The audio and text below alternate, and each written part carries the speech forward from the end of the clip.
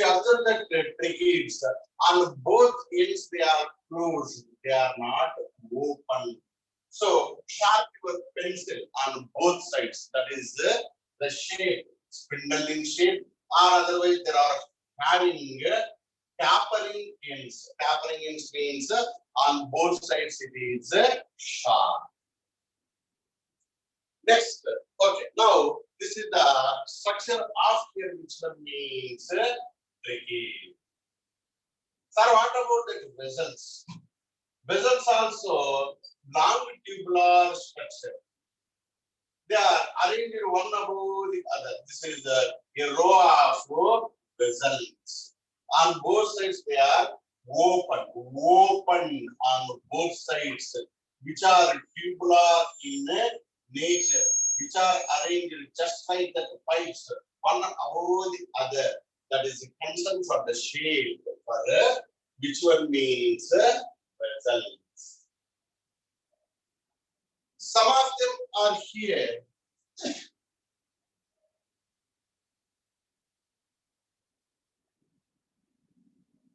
These are the very long one, as well as these are the long as well as branch. Long as well as branch. That is which one means nerve cells. Long as well as branch for that cells. Next, if you come back, some of the cell exactly rounded in shape. They are round one, as well as otherwise they are egg shape, means they are oval or ovoid in shape. Where we can observe in the mesophyll region. What is the mesophyll region? If you take, this is the leaf. If you take the transverse section of the leaf, we are having two distinct layers, lateral vertices. Now the upper layer is called upper epidermis and the lower layer is called lower epidermis. In between the upper and lower epidermis, some cells are present. Usually they are parenchymatic cells. They are called as mesophyll cells. So meso means middle, fill means leaves. Between the upper and the lower epidermis, in the transverse section of the leaves, parenchymatic cells are present. Usually they are round in shape, or otherwise they are oval in shape. These are called as mesophyll cells. So, what kind of bit? Generally, they were framed in these diagrammatic based questions. So, the logical simple application, one is list 1, another one is list 2. Okay, for example, list 1 and list 2. Okay. A. Next. B. Next. C. Next. In another slide, they will give here example. One is RBC. Now the another one is tricky. Another one is mesophyll. Another one is white blood cells. So these are amoeboid in shape. WBC, rounded in a shape, mesophyll. Okay, tampering ends, elongated one, tricky, and biconvex, biconcave is RBC. So these are the types of questions normally in competitive examinations regarding of their size. They will ask what is the descending order and ascending order. Regarding of their shape, different kinds. Diagrammatic based one, as well as you remember their names and examples, and what is the activity of the cell. So if you take cell's activity is depending on various kinds of factors. Okay. For example, normally if you take that plant cell, now the plant cell shows more metabolic rate. It is attains the full amount of water, hydrated in cells.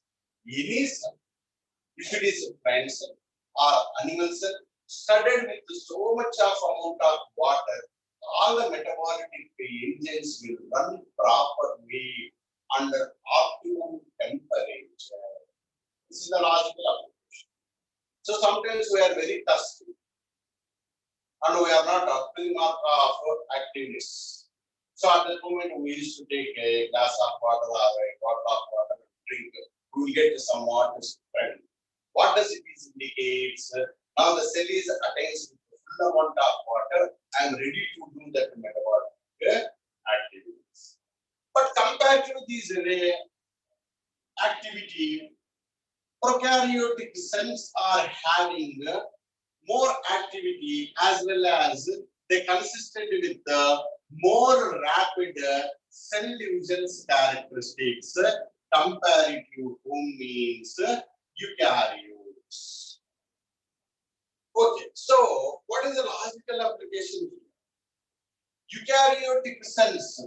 In the eukaryotic cells, in the prokaryotic cells, usually the prokaryotic cells here unicellular in nature. Okay. Now most of the eukaryotic cells, they are, which one means multicellular. Altogether they should be functioning.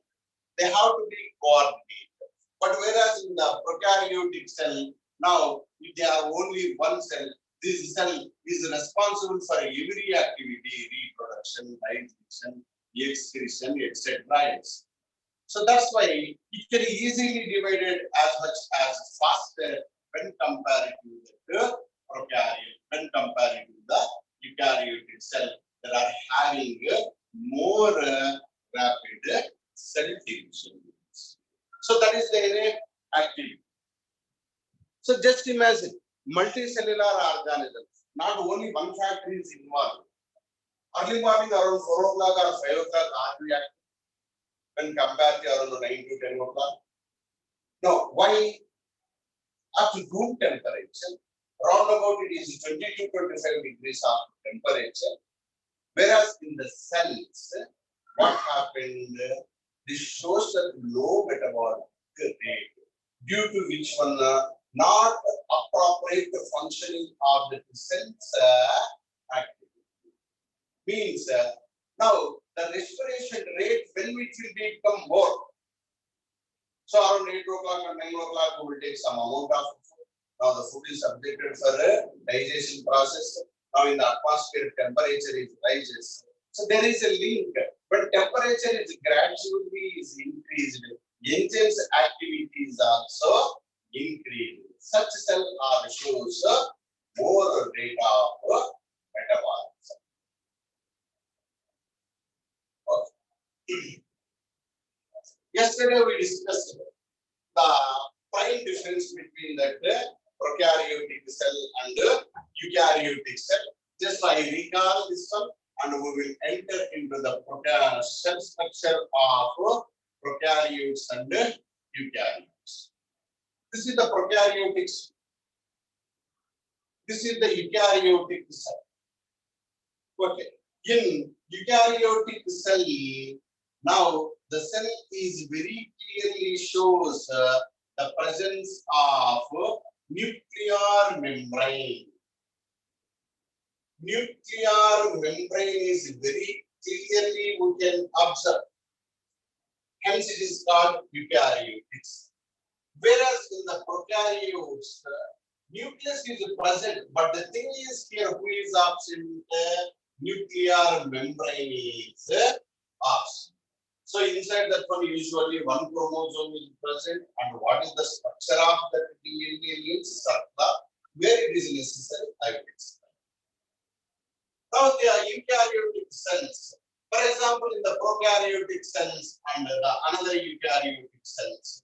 Whereas in the eukaryotic cells, now the membrane cell organelles, chloroplast is present, mitochondria is present, Golgi complex is there, endoplasm reticulum is there, lysosomes is there. But whereas all the membrane produced cell organelles, all these are which one means absent. No chloroplast, no mitochondria, no Golgi complex, endoplasm reticulum, all these things are here absent. What is the common cell organelle between these prokaryote and eukaryote? Yesterday I recall its story also. Very important cell organelle. This is the smallest cell organelle, which is common between prokaryotic cell and eukaryotic.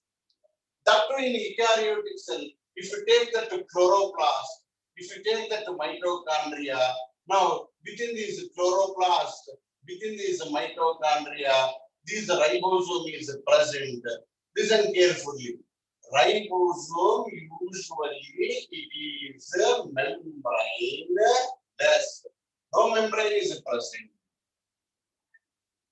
Okay, this is the prokaryotic as well as eukaryotic difference. So, of course, if it is now a plant cell, now this is the endoplasm reticulum. On this endoplasm reticulum surface also, who is present? Ribosome. Yesterday I recall the two bits. The ribosome is present within that cell organelles. The answer is chloroplast and mitochondria. Now the ribosome is present on the surface of the cell organelle, means that is the endoplasm reticulum. Okay, of course, if it is very clearly having which one cell wall. Now you are which cell? Lines. Okay, of course, if these cell wall is absent and chloroplast is absent, now here you are here animal cell. Now in animal cell also a membraneless cell organelle is present. The membraneless cell organelle is responsible for cell division. What is its name? Centrosome. It is having centrioles. So that is the earlier class differentiation. Now we'll start at prokaryotic cell structure.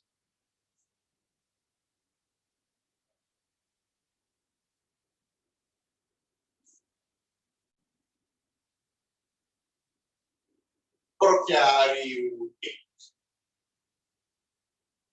cell structure. What are the best examples for these prokaryotic cell structure? What are the examples basically? One is bacteria. Another one, blue, green, algae. Blue, green, algae. Or otherwise it is called as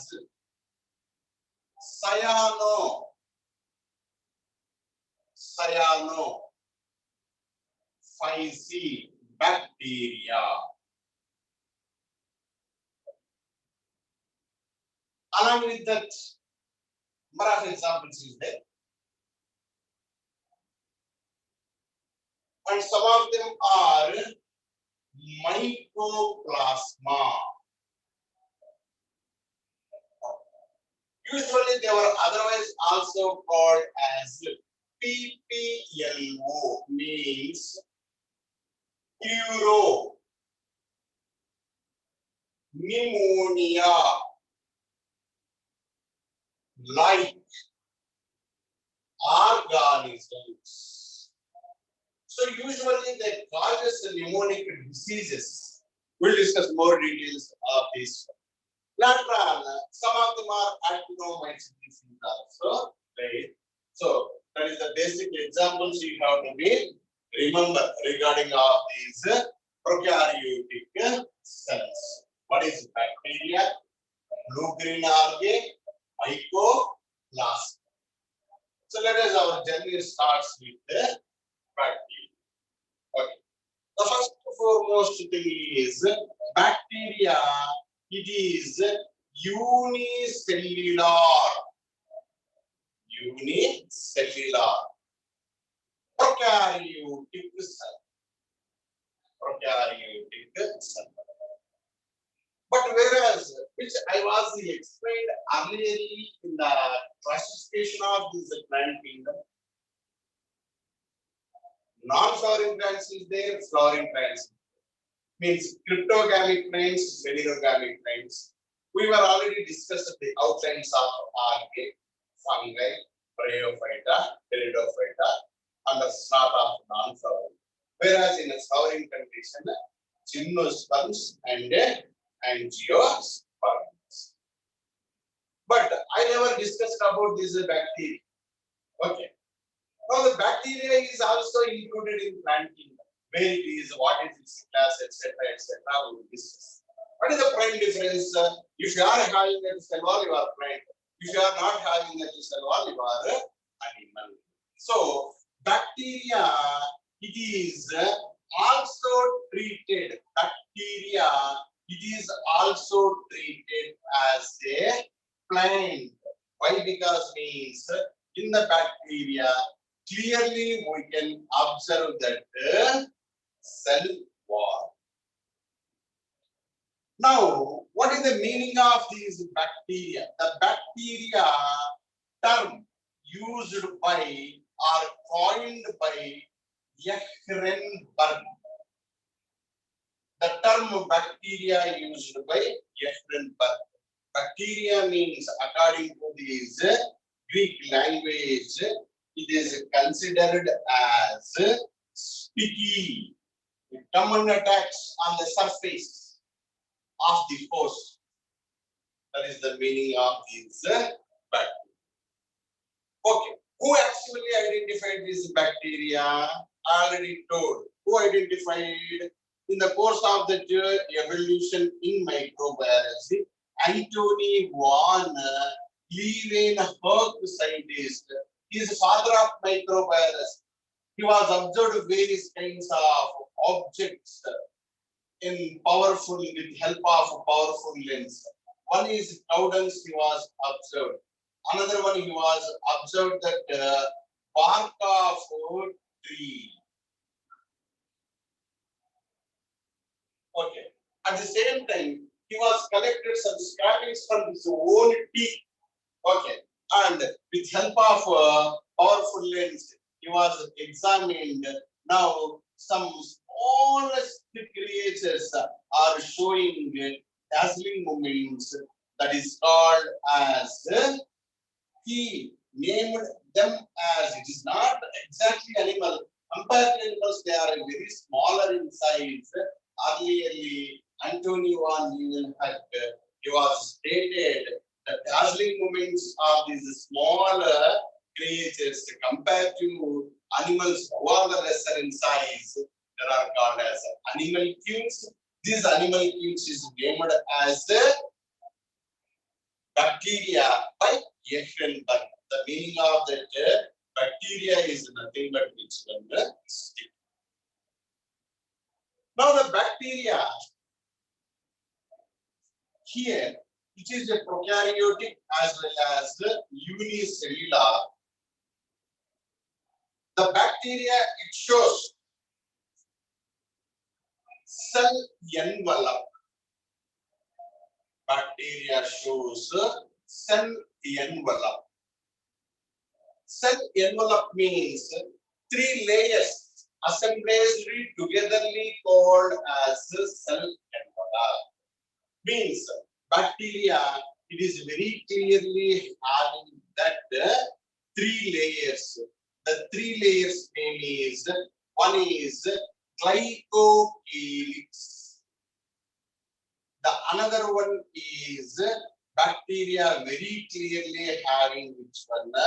Cell wall. Beneath that cell wall, bacteria is having plasma membrane or otherwise cell membrane. Plasma membrane. So these three layers together called as cell envelope. Together called as cell envelope. For example, we will start. Okay. First, we will discuss about the cell wall. After that, what are the structures are present outside the cell wall? What are the structures are present inside the cell wall? We will discuss. For example, here I am taking a bacteria. Okay. These bacteria, it is usually different in shapes. We will discuss what are the shape of the bacteria, etc., etc. For your understanding, I am giving two examples in bacteria shape. A bacteria which is rounded in shape, it is called as a focus bacteria. Now, a bacteria which is rod shape, that is called as bacillus bacteria. Round shape is which one? Focus. Focus means round. Bacillus means broad, means it is rod in shape. So now the whiteboard bacteria which I was sketched as a dead mark, that is Bacillus bacteria. Okay, so this is the bacteria.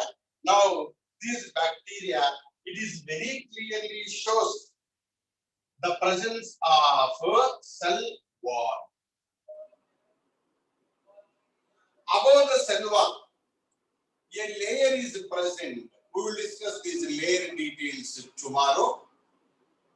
Now, the layer which is present outside these cell wall,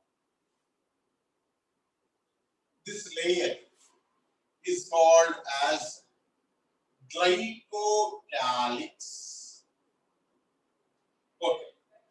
Some more variations is there. We will take tomorrow about this one. Beneath this one, a lipid and proteinaceous membrane is present. That is nothing but a plasma membrane, which allows entry and exit of various kinds of solvents as well as solutes. Now, this black chart. So, this is the blue chart is glycocalyx, red chart is the cell wall, and the black chart is plasma membrane. All these three together called as cell envelope. It is called as cell envelope. What are the outside? What are the inside? Tomorrow we'll discuss. Today we will talk about the cell. Now, what are the components are present in these cell wall? First of all, what are the basic types of the bacteria? Now, the bacteria is classified into, one is gram-positive bacteria, another one is gram-negative bacteria. We will discuss in what way they are classified. What is a small experiment? Before that one, if you observe the bacteria cell wall, okay, it is made by means of some chemicals, compounds, which are consistent with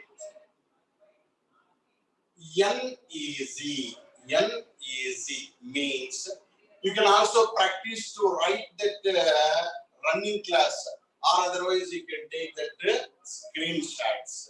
Okay, some points which are not mentioned in your textbook, we have to give some more information which is related to that one, or otherwise the content exactly which is prescribed in textbook, it is not understand. Simply they will write cell wall of the bacteria is made up of peptidoglycans. That is only one line is there. Or you know the bacteria is gram positive and gram negative is there. We have to know what is gram positive, what is gram negative. So such kinds, in running notes also a kind of art, especially for biology, you have to be maintained. Of the running notes, it is answerable for any kind of need bits. 70 to 80 bits you can conquer it easily. Okay, not means N-acetyl glucosamine. N-acetyl glucosamine. Another one is NAM. N-acetyl. N-acetyl murine. These are the two components present in this cell wall. Present on this cell wall. Both these two chemical compounds together called as peptidoglycans. Peptidoglycans. Okay, so many organisms are having that cell wall. Most of the cell walls are differentiated from each and other. Now the bacteria is made by means of some chemical compounds, peptidoglycans. Normally, maximum they are having carbohydrates. Very little amount of amino acids are present. These amino acids are linked by means of peptide bonds. They are nothing but which one means protein. The maximum percentage in the cell wall of the bacteria is carbohydrates. Very few is proteins. Now totally it is made by means of peptidoglycans. Now when you have to compare this cell wall material when compared to that remaining organisms, for example, if you take in plants, now the plant's cell wall is made by means of usually cellulose and as usually also hemicellulose and little amount of pectins. Most of them the plants are having that cellulose. Plant cell wall having the cellulose. Bacteria cell wall is having the peptidoglycans. If you take that fungi, now the fungi, it is made by means of chitin or a separate material is also present, that is fungal cellulose for fungi, for plants, cellulose for these bacteria, peptidoglycans. In plants, in algae, so many differences are there. Later on we will discuss. This prime difference you have to be remember when compared to that cell wall materials. Now, what is the gram positive and gram negative?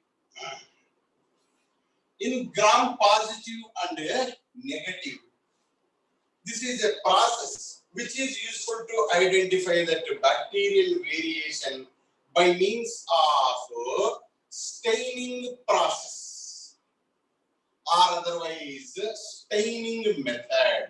Staining method means give some amount of coloration. This staining method was discovered by Dutch scientist. Now the Dutch scientist name is Christian Graham. In his experiment, he was used a dye to separate this bacteria. The dye name is crystal violet. Crystal violet. So, in this experiment, he was used a slide. On this slide, look at here, kept a pool of bacteria,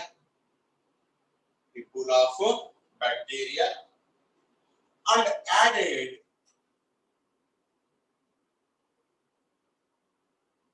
okay.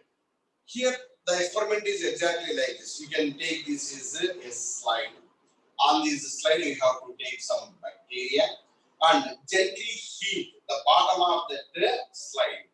Why? Because means now the bacteria will be sticky. It has to be attached on the surface of each one slide.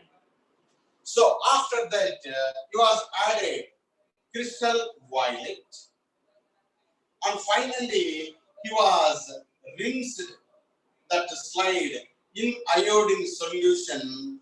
All the bacteria, it is turned into either blue in color or otherwise it is turned in which color means purple color. Later on, he was washed this slide with help of alcohol or otherwise he was treated the bacterial slide with alcohol or acetone. What happened? Earlierly they are turned into blue color. Now here what happened? Some amount of that bacteria that is retain their color means now they are in which color means blue color. Now another bacteria which is not retain their color means not blue in color. Now the not blue colored which cannot retain their color, now it is called as gram negative. Now which retain their color, that is called as gram positive. So gram positive bacteria means what is their color? In the staining method, whenever it is treated with crystal violet, followed by adding of iodine, turned into blue color as well as purple color. Finally, the slide is washed with alcohol, which retain their blue color. Those who are in the blue color, now there are gram positive. Those who are not blue in color, now they are called as gram negative. This is the prime difference between the gram positive bacteria and gram negative bacteria. So why they impart blue color? Why they not impart that blue color means? So based on this cell wall as well as staining method, they are classified into two types. Now in the gram positive bacteria, if we observe that the cell wall, 80% is of peptidoglycans is present. Just now I was explaining what is that cell wall. It is having N-acetyl muronic acid, N-acetyl glucosamine. Peptidoglycans is 80%. Gram negative bacteria. Now they are having 20% of peptidoglycans is present. That is the prime difference between the gram positive and gram negative. Next, it is consistent with teichoic acid. Teichoic acid is present in gram positive bacteria. Here, teichoic acid is absent. Now, in the gram positive bacteria, how much of lipids percentage is present means 1 to 2% is lipids only present. Now here, the presence of that amount of that lipids, that is 15 to 20% of lipids are present. Look at here. If you take this gram positive bacteria, what I was told, this is a cell wall. Okay. Above the cell wall, who is present? Glycocalyx is present. Below this cell wall, blue chart cell wall, below this one, who is present? Plasma membrane is present. In gram-positive bacteria, look at the diagram. Cell wall and the cell membrane, they are very clearly distincted. They are separated from each other. It means the cell wall cannot fuse with the plasma membrane. Whereas here, now this is that which one cell wall. Above that one is glycocalyx, but the plasma membrane as well as cell wall, both here they are fused. Both they are fused. And fifth one, this is more important one. It is more susceptible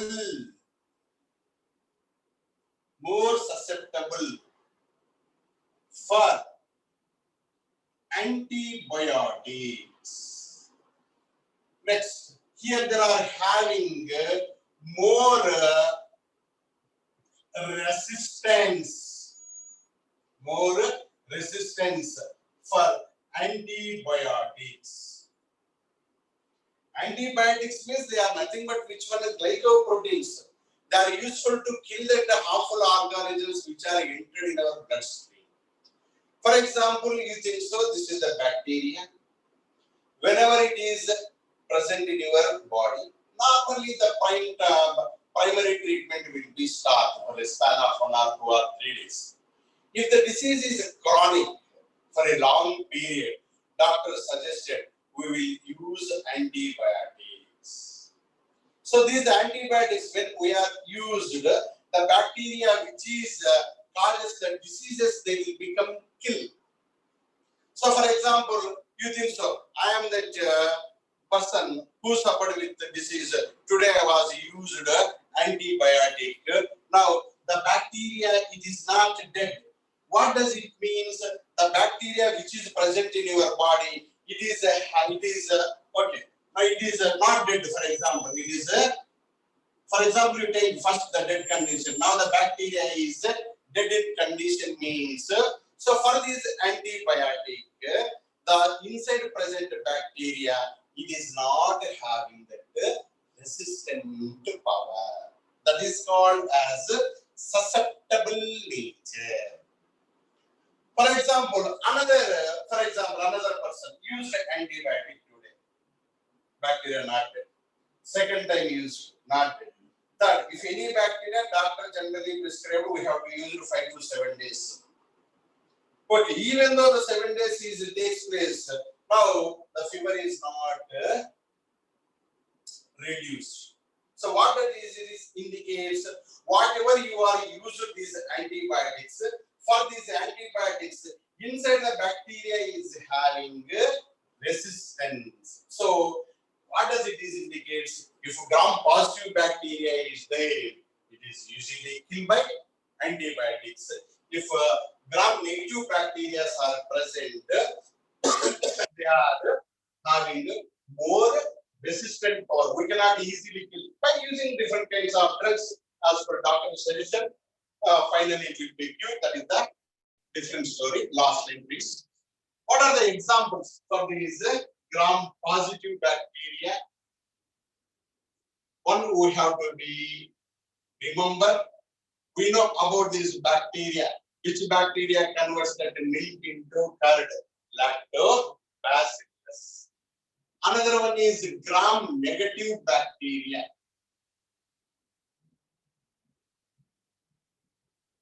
Escherichia coli. Now the bacteria which normally we will call E. coli. Okay. Next, gram-positive bacteria. Streptococcus. Gram-negative bacteria. Streptomyces. So many examples is there. At least you remember these two for this topic. We get more details in the bacteria chapter. So gram-positive and gram negative. 80% peptidoglycans, 20 diglycoside is the present absent. Now lipids are less, lipids are more. Cell wall is not fuses with the plasma membrane. Cell wall fuses with the plasma membrane. Observe the difference.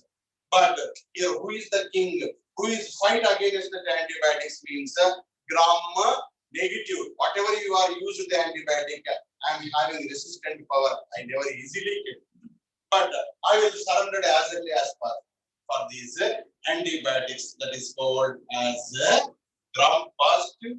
That is more susceptible in nature. Susceptible nature means very less resistance power.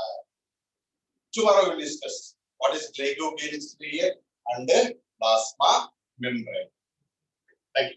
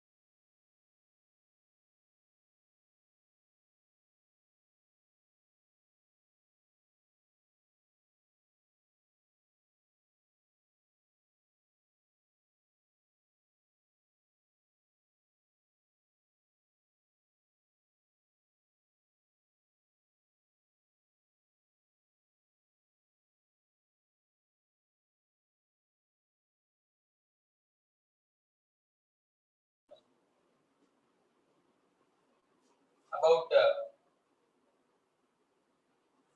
measuring the measurement of length. Measurement of length. So here, measurement of length. In case of measurement of length, first we will discuss about measurement of large distances. Large distances. Let us assume that an object P, to be measured, the distance of an object P to be measured. Usually, when we are measuring over the surface of the earth, for this point P, we will take like with respect to something like window or wall, something else, whatever it may be. Now, this point P is first observed from, let us say, a point A. This A is known as the first point of observation. First point of observation. Assume that this is located at a distance d. At a distance d. Now, the same object to be observed from another point of observation, name it as B. Now here,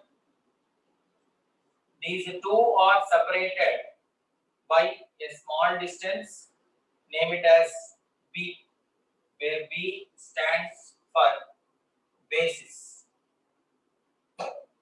B stands for basis. When this distance is D, obviously this distance is also D. I assume that the angle subtended between these two as theta. Assume the angle subtended between these two positions as theta. Now, when the value of theta is small, this can be considered as an arc shape.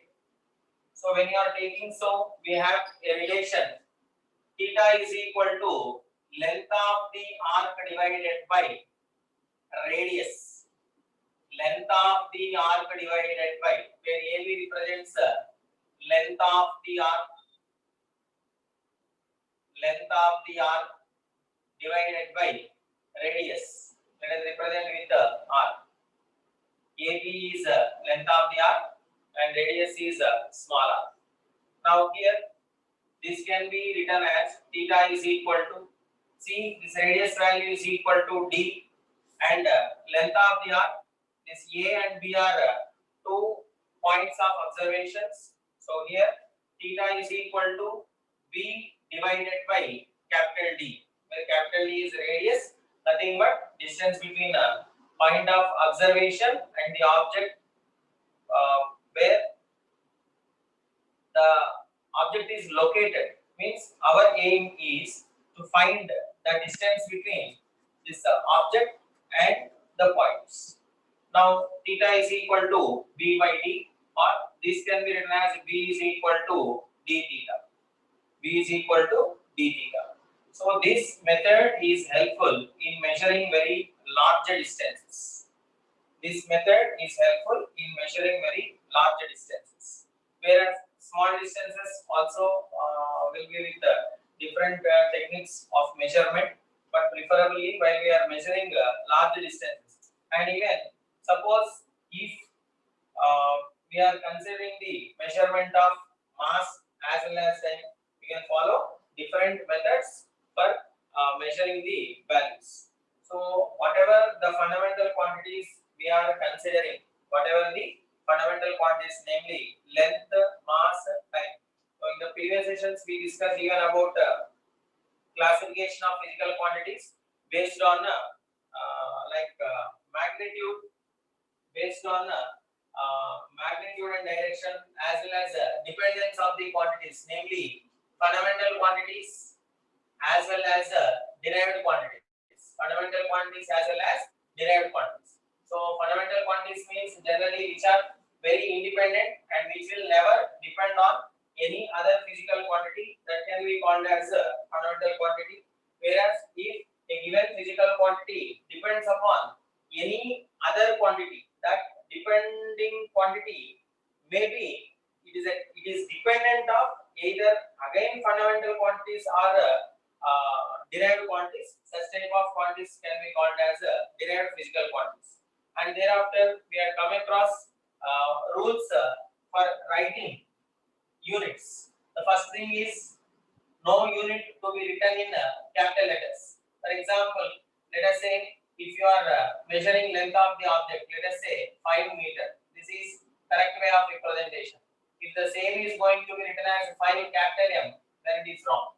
Because unless the unit is named after a scientist, unless the unit is named after a scientist, we are not supposed to use capital letters. And one more is, suppose if you are taking unit of force or work done, force or work done, or else power, these all physical quantities are given units which are named after the scientist. So in such a case, let us say force is measured in Newton, work done is measured in joule, power is measured in watt. So in this way, when we are representing the units which are named after the scientist, can be written only in capital letters. Let us say here 5 Newton force. See here, if you are writing it as completely 5 Newton, this is correct way of representation. Sorry, no plural to be used. Even that is also one more rule while writing the units. No plural form of the given unit to be used. So 5 Newton. you are writing completely, this is correct way. Suppose if you are writing 5n, this is wrong. Or else the same to be written as 5 capital N, because capital N represents name of the scientist, that is Newton. Similarly, when we are going to write a unit of a given physical quantity which is named after a scientist containing two letters. Suppose let us say yesterday we discussed about frequency. The unit of frequency is let us say I am taking 5 Hz frequency. See here, two letters are going to be used. Then first one must be capital letter, and whereas the next one will be small letter. First one will be capital letter, whereas second one will be small letter. So 5 Hz. Suppose if you are writing the same as 5 like capital letters, it is wrong way of representation. And moreover, we discussed one more. Only one solidus to be used.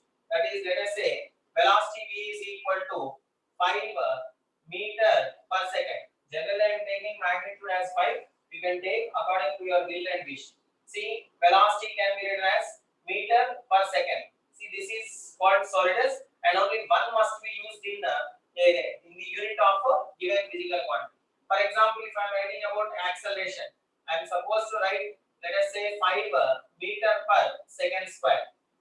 See here, suppose if I am going to write the same as meter per second divided by second, this is wrong way of representation, because only we should use one solidus. Only one solidus to be used. So acceleration. Similarly, like when we are using any terms like let us say capacitance. Capacitance is measured in terms of farad. Suppose if I am observing that 5 into 10 power minus 6 farad. In spite of writing this minus 6, I can replace it as 5 microfarad. 5 microfarad, like that. So whenever and wherever we are observing 10 powers in some particular raised powers, they can be replaced with prefixes. Prefix means yesterday we had come across one tabular column. So in that, suppose if it is 10 power minus 3, 10 power minus 3, it is milli. 10 power minus 10 power minus 9, like nano. 10 power minus 12, like pico. Similarly, 10 power minus 6 micro, like that. Whenever and wherever we are observing that 10 powers, they can be replaced. For example, if you are taking like 5 kilometers, that means 5 into 10 power 3 meter. The same can be written as 5 kilometer. So in this way, we can replace even 10 powers. 10 powers. So this is about rules to be followed while writing the units. Now, right side, measuring the distances. Measuring large distances by parallax method. Parallax method. Take down this figure.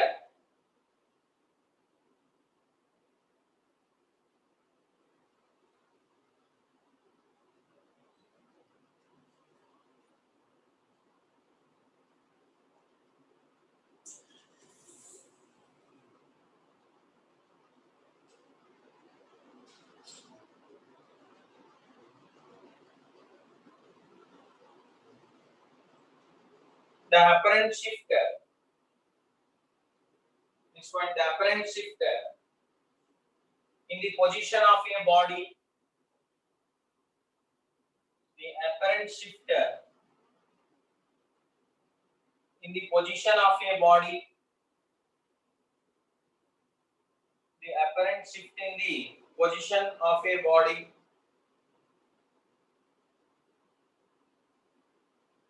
with respect to specific point. With respect to specific point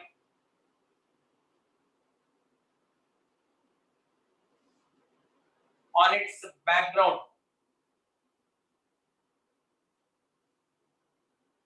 on its background. That one you just write within brackets, because in the previous discussion I told that position of this object to be taken with reference to a wall or a window, that is called reference point. With respect to background, can be called as can be called as parallax. P-A-R-A-L-L-A-X, parallax.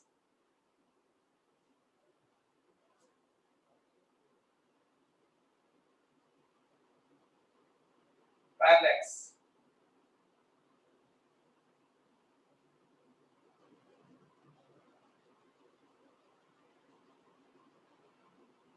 Within brackets you write this method can be used. This method can be used. This method can be used for measuring large distances. For measuring large distances.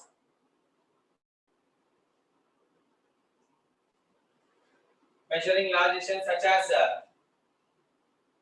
such as distance of a planet, distance of a planet, distance of a star, etc. Distance of a star, etc.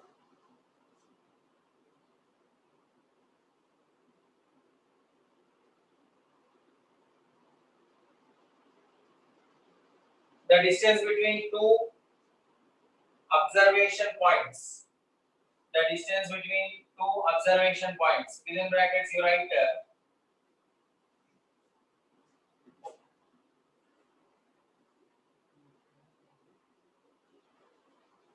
A and B. A and B from the figure can be called as basis. Can be called as a basis. And within brackets you write the value of B is very less than D. The value of B is very less than D. Therefore, theta is equal to B divided by D. Theta is equal to B divided by D. Or B is equal to D theta. Or B is equal to D theta. Theta is called parallax angle. Theta is called parallax angle.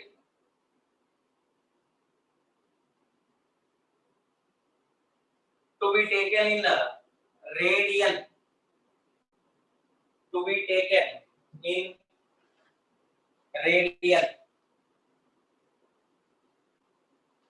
To be taken in radian.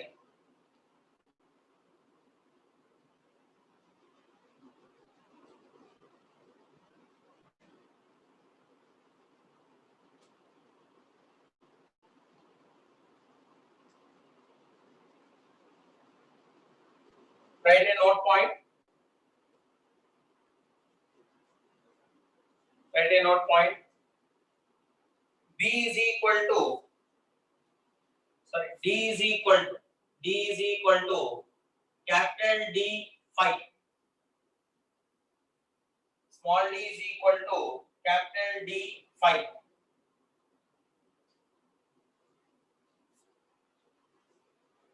Where small d is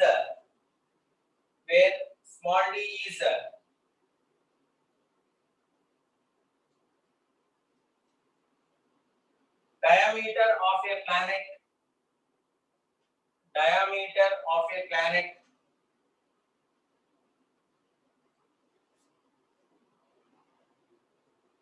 And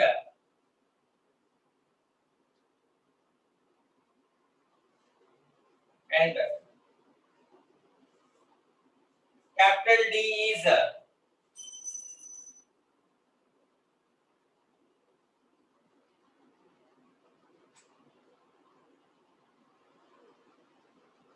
see capital D. See, this formula can be used to measure the size of the planet. Size of the planet, that means nothing but we can calculate the value of diameter. So D is the diameter of the planet, and capital D is the distance between planet and point of observation. This capital D represents distance between the planet. See here, we are observing the diameter at two different positions separated by a distance small d, and this angle to be taken as phi. This angle to be taken as phi. See, in measuring large distances as well as measuring the diameter of the planet. Already we discussed about V is equal to d theta. This is called parallax method. So in this, the same position will be observed. I mean, same object will be observed from two different points of observation. And here we are observing the diametric positions from same point of observation. In the previous case, 2 point of observations and only 1 point where the object is located. But here, this is point of observation. Here we have two different positions that is separated by a distance diameter. So this formula is applicable while measuring the size of the planet, that is diameter of the planet, where phi is known as the angle or angular size or angular diameter. Angle or angular size or angular diameter of the planet.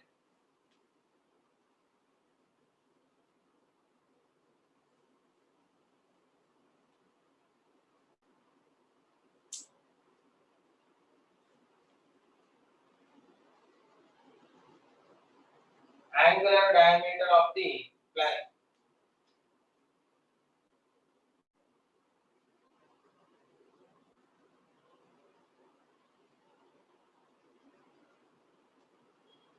While we are discussing about the measurement of distances, I hope we discussed about the least count concept. Least count, that means the smallest possible measurement. The smallest possible measurement that can be done by using an instrument can be called as least count. Like every instrument will have a particular least count value. Suppose if you are taking a measurement of small distances, that can be done by using instruments. Even for measuring extremely small distances, there are some specific instruments. For example, if I am considering the length of a given thread is let us say 5 centimeter, so this can be done by using an ordinary scale. Suppose if the length of the given object is, let us say, 5.5 centimeter, 5.5 centimeter, then even this can also be done by using an ordinary scale. Suppose if it comes around 5.55 centimeter, now in this case we cannot measure this one conveniently by using a meter scale. So in this type of things, in this type of measurements, definitely we should use an instrument known as Vernier calipers. Vernier calipers.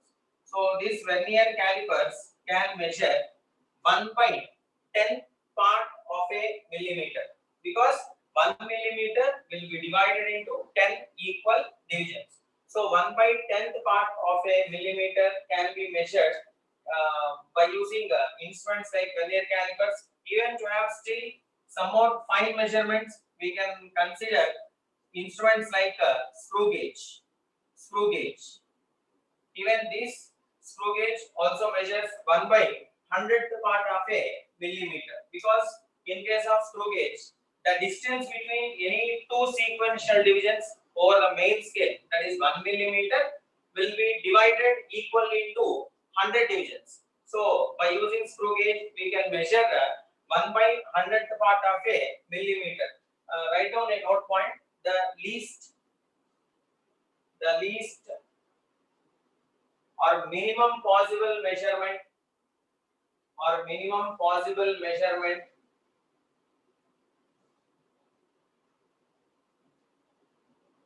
the least or minimum possible measurement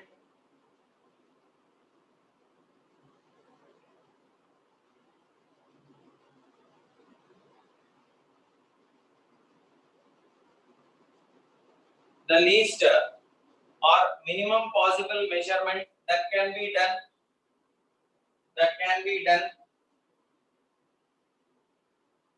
by using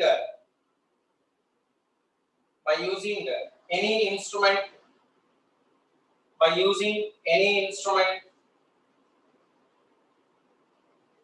can be called as a least count can be called as a least count.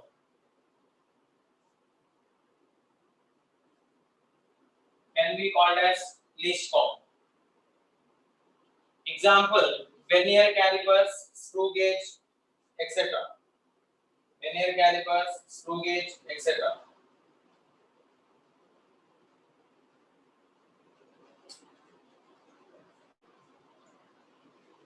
N number of Vernier scale divisions. Right, next point. N number of Vernier scale divisions is equal to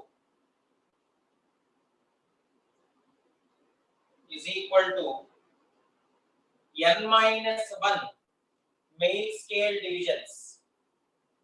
N minus 1 main scale divisions.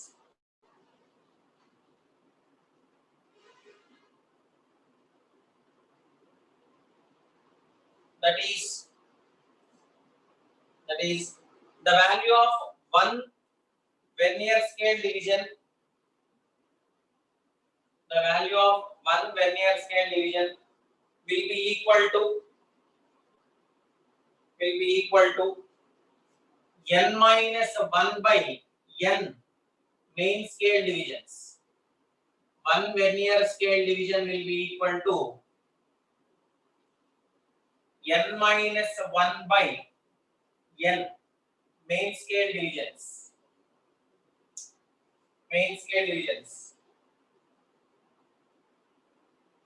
Therefore, the value of least count is equal to 1 by n main scale divisions. The value of least count can be written as 1 by n main scale divisions. That means here this Vernier calipers can measure 1 by 10th part of a millimeter. That means in our day-to-day life, whatever the common meter scale we are using, between any two sequential divisions, it contains let us say this is 5 and this is 6. In between, the space is equally divided into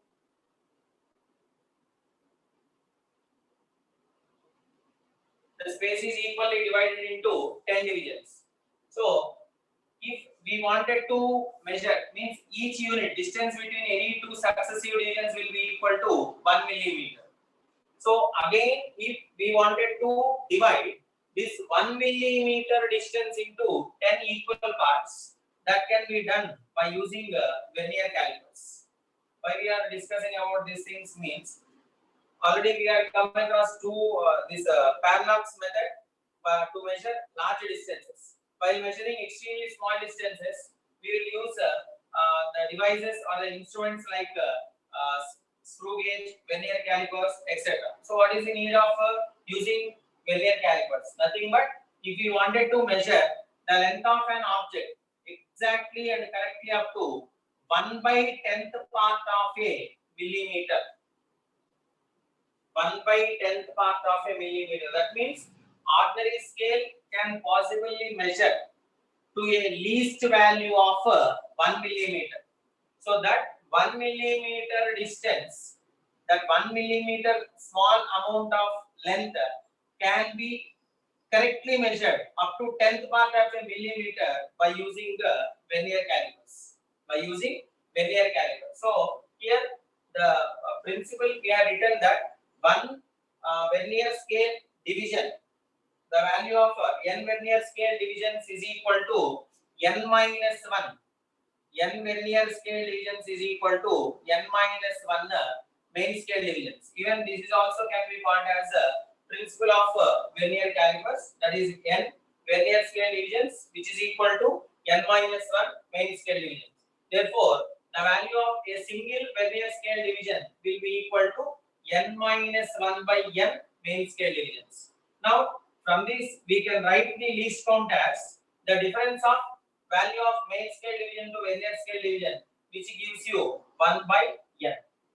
See here, value of main Vernier scale division is equal to, this can be written into fractions like 1 minus 1 by n. So this is the value of 1 Vernier scale division and 1 main scale division. Both will have a difference of 1 by n. Both will have a difference of 1 by n. Right now, least count is equal to 1 by n main scale divisions. The principle of Vernier calipers, the principle of Vernier calipers is given by n Vernier scale divisions is equal to n Vernier scale divisions is equal to n minus 1 main scale divisions. N Vernier scale divisions will be equal to n minus 1 main scale divisions. Similarly, if we wanted to measure correctly up to 1 by 100th part of a millimeter, 1 by 100th part of a millimeter, 1 by 100th part of a millimeter. That means the same distance between any two sequential divisions to be divided into 100 equal parts. So this can be done by using an instrument known as this screw gauge. So this screw gauge works on the principle of screw in a nut. Screw in a nut.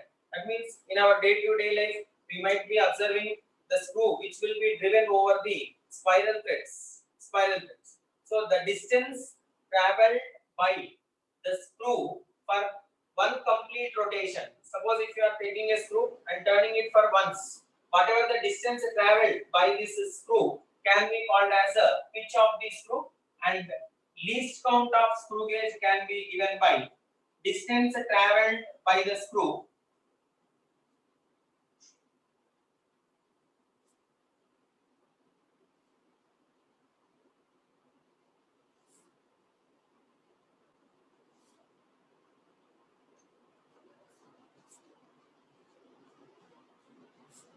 here. Pitch of the screw is given by the formula distance traveled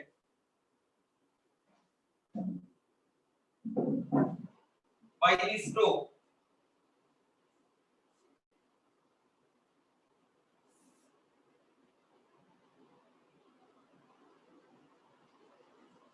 for one complete rotation, for one complete rotation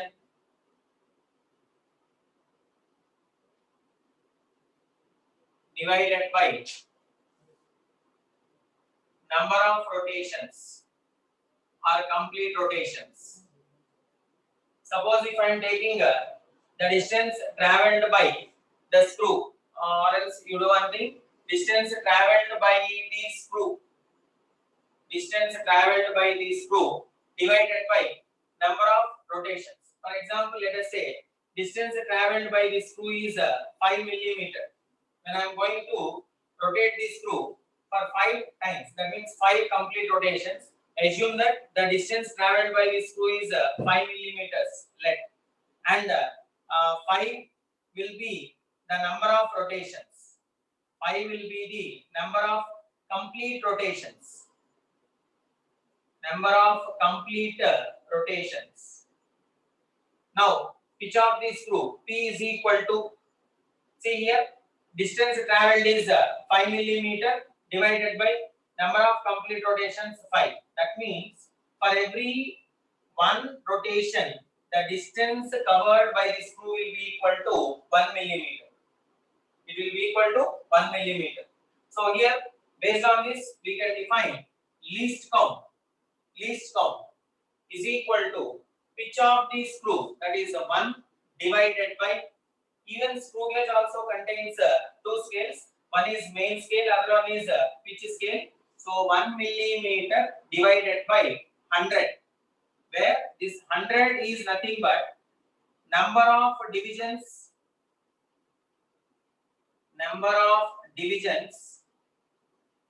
on head scale, present on head scale. Number of divisions on present on a head scale. See, it is not very compulsory that 100 divisions must be there, because even some screw gauges will contain only 50 divisions. So either 50 or 100. Generally, whatever we are using in lab purpose, most of them will be containing 100 divisions. So least count of screw gauge is equal to 1 millimeter divided by 100, which is equal to 0.01 millimeter. That means a screw gauge can measure the length of an object correctly up to 1 by 100th part of a millimeter. 1 by 100th part of a millimeter.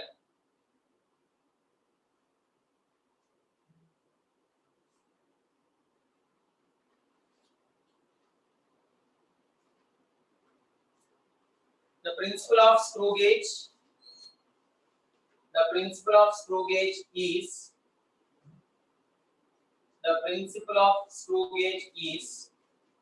screw in a nut principle. Screw in a nut principle. Pitch of the screw is given by the formula.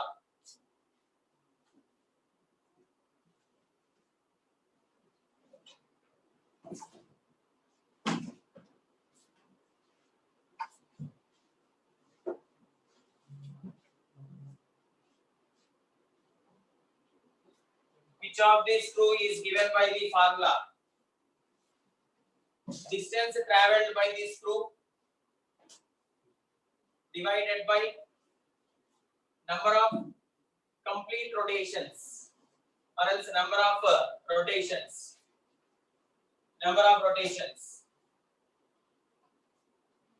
Let the distance traveled by the screw is 5 millimeter. Let the distance traveled by the screw is 5 millimeter, and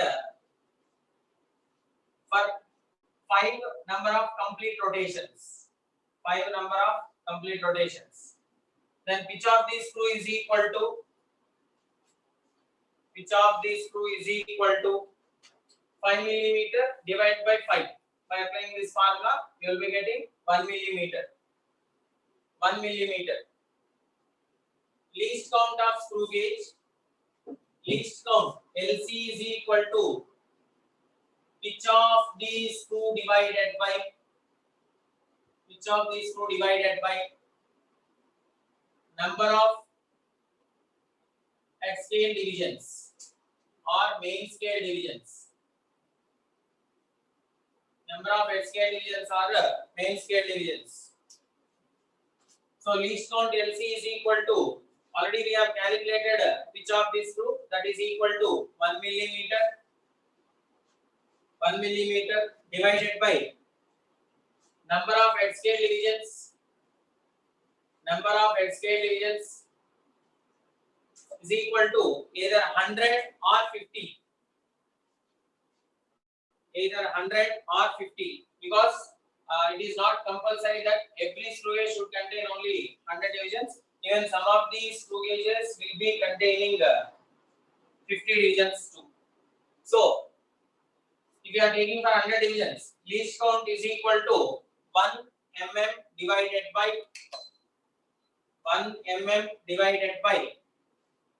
100. which is equal to 0.01 millimeter. 0.01 millimeter. So this is about measurement of extremely small distances like length of the objects or thickness or diameter of the wire. It can be done by using this. Even some more methods are there. Some more methods and techniques to measure extremely small distances of molecular size too.